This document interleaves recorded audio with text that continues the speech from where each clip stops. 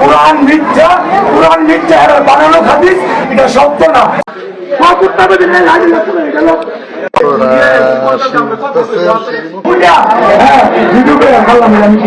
সেই জল আমি বাইরে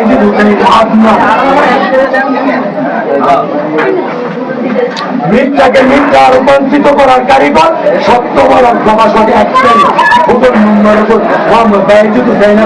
তার সাথে কত না দাম ধরানো সবার সবার সবার।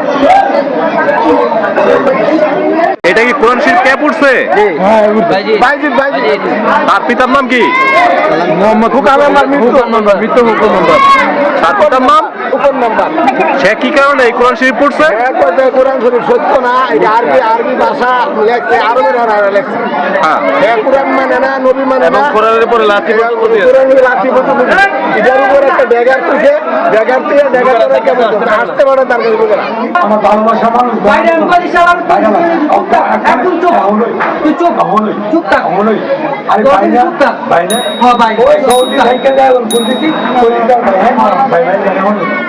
আমার লাঠি আমি গোসল করি, অনেক হয়েছে তো আমি ফ্রেশ হবো, ড্রেস আপ চেঞ্জ করবো।